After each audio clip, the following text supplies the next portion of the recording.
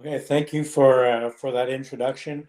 Um, the way we're going to work through this is I'm going to kind of work through the history of the farm until Nicholas takes over, and Nicholas will talk about his goals and what he wants to do, and then we're going to go back to me for closing.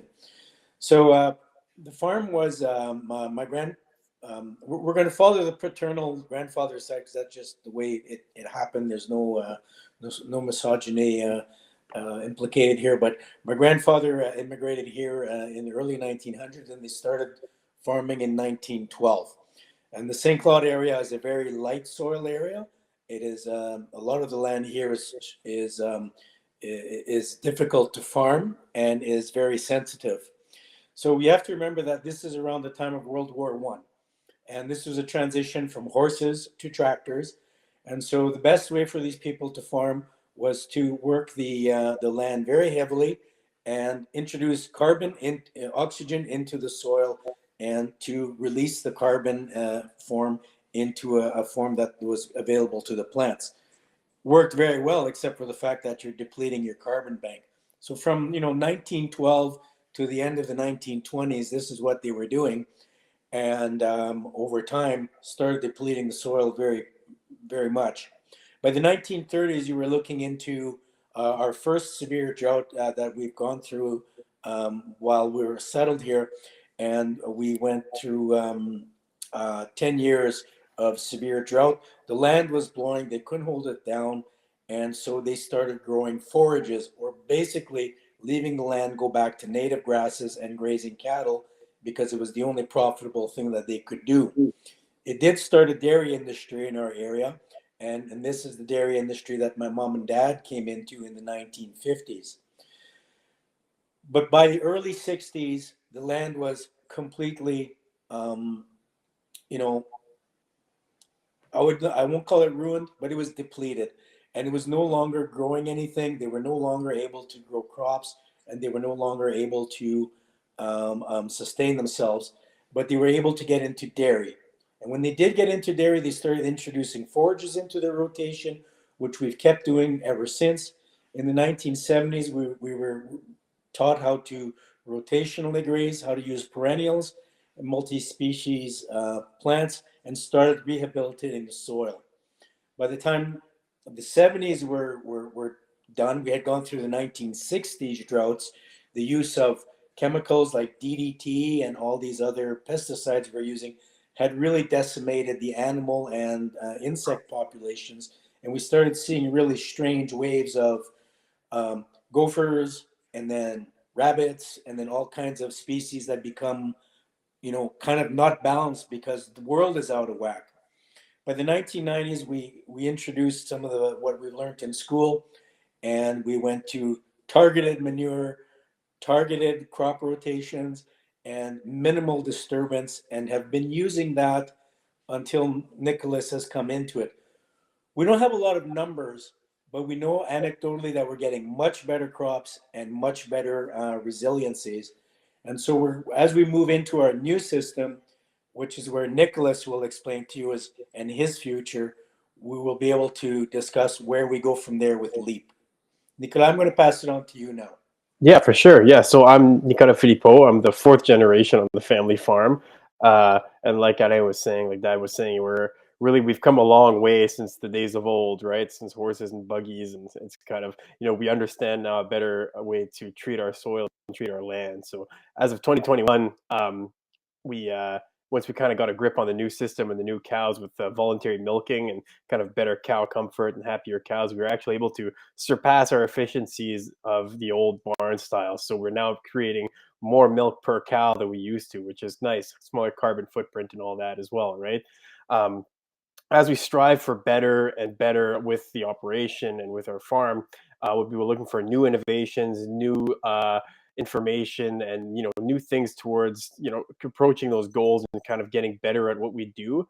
And the part of those things will be some goals like closing loops and kind of those circular economies. So things like plastic and recycling. We want to make sure that plastic leaving the yard, if we can bale it into something and actually recycle it and have it come back to our farm or another farm, it kind of helps finish off that loop and make sure we don't, waste as much as possible. Things like manure and keeping wetlands and trees as well. We really want to make sure that we're, anything that we can kind of put back into the soil and make sure it sticks around. We want to be able to do that. And that's where kind of LEAP and that information will help us towards those goals and help us towards reaching that. So, and again, we really want to kind of reduce our footprint as much as we can.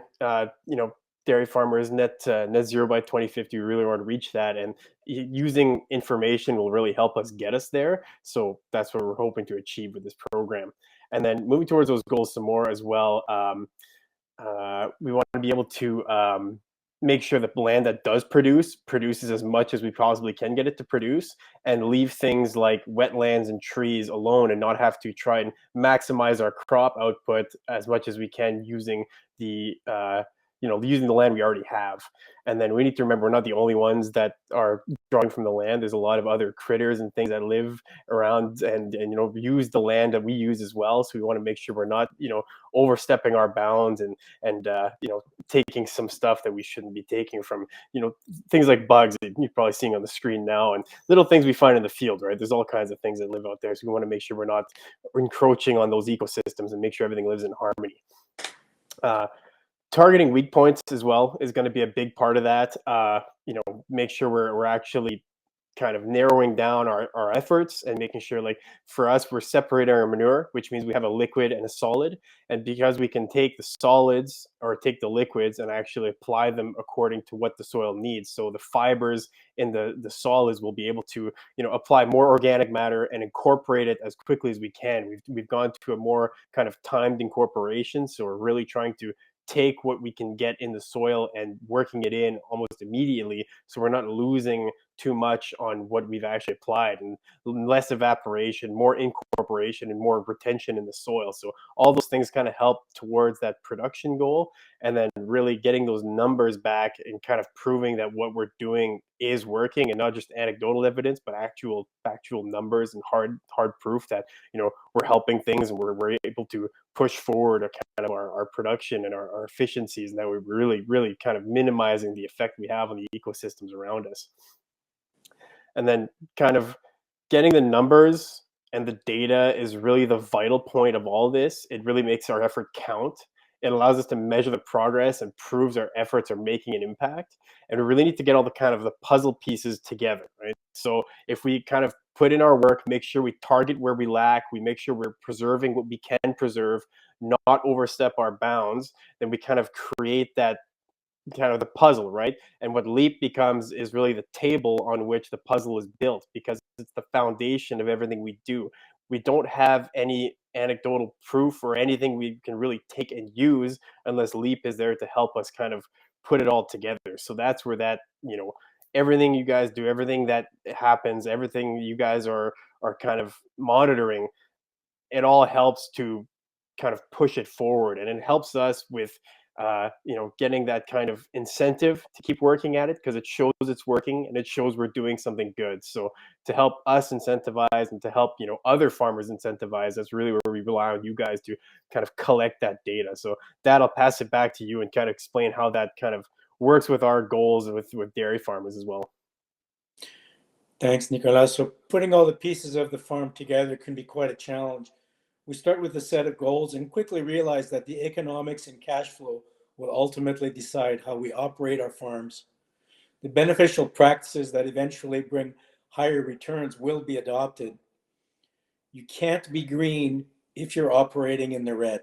That is unsustainable. It doesn't mean we haven't moved forward improving our practices and environment, but the next generation has the moonshot. LEAP is a type of study we need. This living lab approach turns the snapshot style study I was accustomed to into a motion picture. It will have a start point, a story in the middle, and bring us to a conclusion of sorts. This approach will give us a benchmark we need, and the effects of our practices, good or bad, we'll be able to target changes and create our best management practices. Our world is changing and people are aware. The generation that is just of age is anxious. They don't know what choices to make. They seem to feel guilty for making the wrong choices and its effect on the environment, society, and their well being. LEAP is part of that solution. We can and will be more sustainable. We can produce more on our farm as we leave land untouched for nature. We do that now, and we can do more. Facts will be the table that we put the puzzle upon and fit the pieces together, like Nicolas already alluded to. Our government and farmer organizations won't be able to create programs without these facts. So finding your place as academia in the new economic world order is imperative for all of us. This government seems to want long-term investments that can bring economic benefit. Highlight that, highlight that whenever possible for you. At Dairy Farmers of Canada, we've made net zero by 2050 our moonshot. We've already been able to make great strides by being efficient with feed and production levels, making our brand a global leader in GHG emission levels. Sustainable will be profitable. And if there's a message I think that we need to go on is that we've made changes and we're moving forward, and your numbers are what are going to carry us forward. Thank you very much for your time. Thank you. Appreciate it.